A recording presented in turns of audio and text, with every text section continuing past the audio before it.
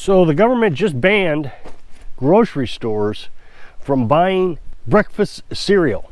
I'll get more into that in a minute. This is why I've been saying you got to take action now. Before I get too far into this video, I apologize if I sound congested. I am congested. I did the really dumb thing and went to Dollar General last Friday. Of course, we don't go out but once a week. And I picked up a cold.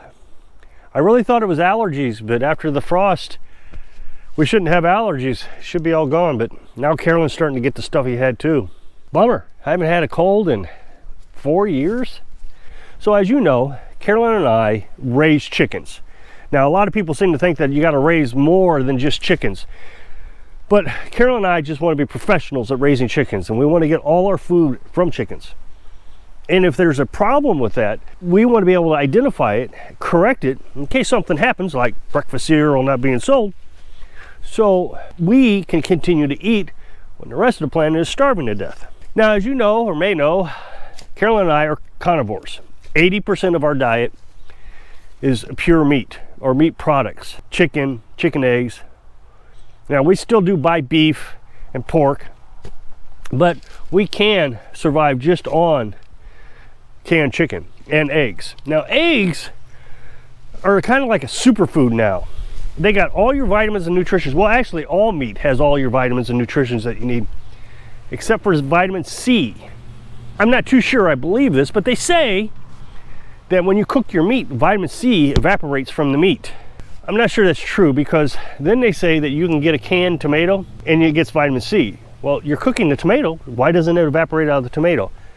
But since I have no way of proving anything, we do eat tomatoes for our vitamin C. We raise tomatoes, but everything else is pretty much meat. Now, like I said, once a week we go to Dollar General and we pick up an ice cream and some pistachios, just kind of our treat for the week. Now, a lot of people seem to think you got to have carbohydrates to survive. Well, that's just not true. Look at me. I went on this experiment about a year ago, and I don't think I've been healthier in my life. Well, I know I haven't been healthier in my life. I used to run cross country when I was a kid, high school, and I was okay. I never won a race, but I was okay.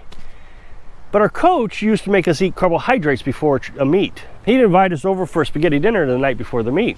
I do wish what I know now then, because I would have went with a carnivore diet.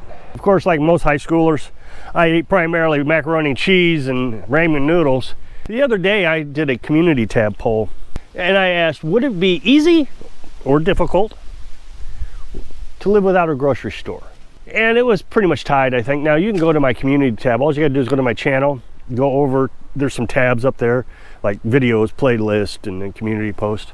Go to community post, you'll see all my polls that I ask. Well, one person said that you can't survive without a grocery store because we are stuck in one area. So like I live in Missouri, so I can only raise the food I need every now and then, you know, once every year, and then the rest of the year I wouldn't get any other type of nutritions. So I assumed what he meant was, is I kind of put it together, like, how would you get pineapple? You can't raise pineapple in Missouri. You got to have pineapple.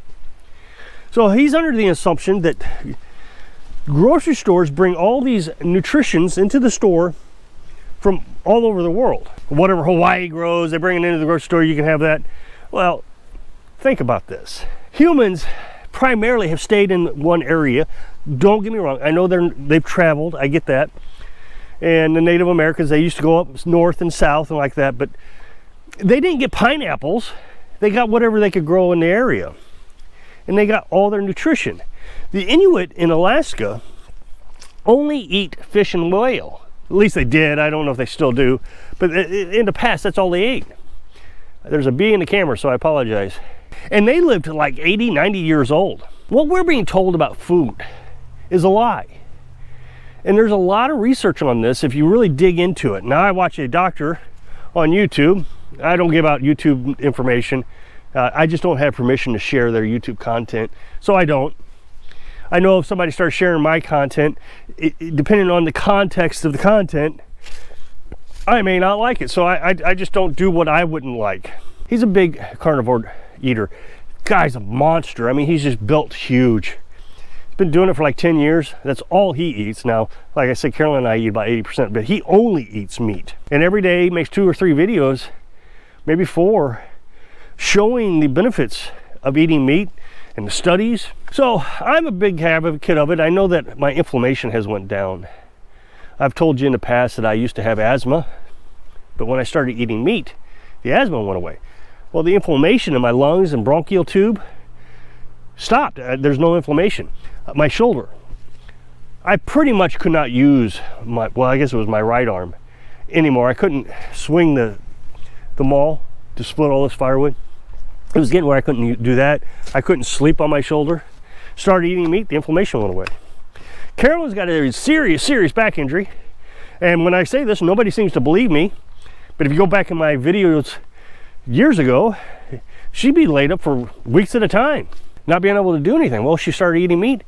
She has not complained. Well, her back still hurts, but it has not laid her up. So the injury's still there, but the inflammation is what causes the agonizing pain has went away just by eating meat. 80% diet.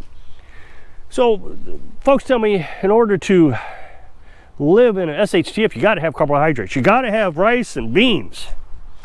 Well, I say you got to have eggs and chicken or whatever kind of meat you want to grow. And I learned from a different doctor a little bit more information than what my original doctor has been, I guess, trying to teach me. I just didn't understand what he was telling me. But there's two types of energy, and your body gets accustomed to them. You can have carbohydrate energy, which is just sugar. And sugar burns really fast. So you eat carbohydrates, it turns sugar, and it just burns right off. Or you can eat fat, and the fat actually processes through your body and gives you energy slowly. And so your body starts to get healthy and lose weight. It's got all the vitamins and minerals. And then she said, the problem is when you get off carbohydrates, your body is still craving the carbohydrates. And so it's difficult for people to do that. Well, Carolyn and I didn't seem to struggle with it much. Carolyn was not a big carbohydrate fan as it was, but I didn't seem to have any problems with it. I like carbohydrates. Now, what I will say is the other day we went in the bread aisle at Walmart and it stunk. It was terrible. It had a bad smell. After all these, this year of not eating bread, I realized, man, that's just, ugh, I wouldn't have ate it. So apparently your body gets used to not needing carbohydrates. Carbohydrates are very addictive. It's sugar. And so your brain actually produces dopamine and that kind of stuff to eat more sugar. And so that's why we're all very unhealthy, because we're eating carbohydrates. So I advocate that you try to reduce your carbohydrate intake. A lot of people call it a keto diet, and that's fine if you want to try the keto diet, but I'm just a carnivorous diet. Now, a lot of people in my comment section just rave about diet, and they talk about all the conditions they have had in the past and it went away. I wish you could read some of the comments. It's incredible. It makes me feel like I'm not just out here alone trying to save you from a terrible diet. But then people tell me, well, I just can't get off my carbohydrates. There's just things I gotta eat. But then they'll complain about aches and pains at the same time. Well, what I don't even understand is, why do doctors tell you to eat carbohydrates while they're giving you insulin? They're trying to get your sugar under control while you're eating sugar. Makes no sense. Why don't you just get off the sugar, carbohydrates? So Carolyn and I only eat the meat about 6 days a week. And tomatoes. Now, tomatoes, I did learn, I admit, I didn't realize this until just recently, do have some carbohydrates. Not a lot, but they do have some. So I would like to figure out a way around that. I'm a little on the fence about getting rid of the tomatoes because they do make a good flavoring and they do have the vitamin C and they're easy to raise. Unless I find a different substitute, I'll probably stick with that. But even at that, it's still a pretty good keto diet. I think with a keto diet, you're allowed 20 or 30 grams of carbs. And I think tomatoes like 6 grams of carbs. I guess I'm just overdoing it now. I'm kind of becoming obsessed with no carbs, even though we eat them on Friday with ice cream and pistachios. I think I'm going a little bit overboard because I'm very healthy. Now, people will tell me again, you're not healthy if you're not eating vegetables, you're not healthy if you're not eating carbs. Well, I've said this before. Eating unhealthy has made me feel great. So I'm going to continue to eat unhealthy as long as I feel good. And if I die early, then fine. I'd rather die feeling this good than living feeling that bad. I think everybody needs to start thinking about how they're going to provide their own food, because the inflation rate is going crazy all through the world. I just told you the other day, we bought some bagged chicken. Used to be able to buy it for 49 cents last year per pound, so $4.90. That wasn't even last year, it was last spring. Then over the summer, they raised it to $7.90. Now, typically, when winter comes back around, fall, they lower that price again. But they didn't. It stayed at $7.90. Well, then I went over to the other store that we frequent, and they had raised it to $9.90.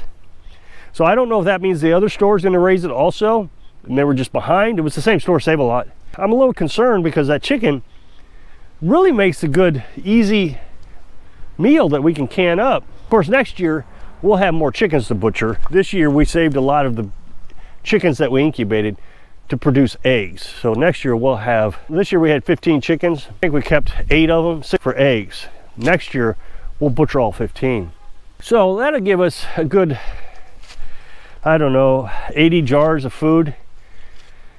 That way we wouldn't have to buy as much at the store. And then the year after that, we'll double what we're doing. We want to take it in steps. We don't want to just do it all at once. But we found out in Germany that grocery stores are no longer buying certain items and putting it on their shelves. So the shelves are actually going empty. What has happened is inflation's gotten so high that they don't want to buy food, put it on the shelf, and then their customers come in and refuse to buy it at the new high price. Because then they'll be stuck with the bad material, you know, it'd go rotten, go out of date, whatever the case is, and they'd be sitting there just throwing out food. So let's say the store has to buy it at $5 and they want to sell it to you for $6 because they got an overhead and they got to pay their employees and all that stuff. Well, they know that you're not going to buy the cereal for $6. So instead of putting it on the shelf, they're just not buying it. Now, there's no way for me to predict if that's going to happen in the United States. I have no idea.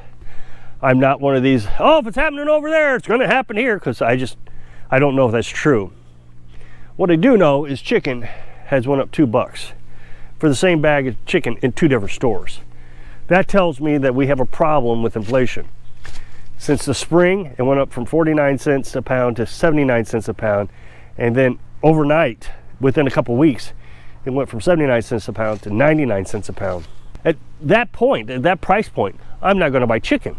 So that means the chicken in the store is going to sit there and it's going to expire, and the store's going to have to throw it away because nobody's going to buy it at $9.90. So if you'll click this up next box, it'll take you to a video where I was talking about Tadler lids. So I hope I can inspire you to start raising your own meat so you can live your dreams. Thanks for watching.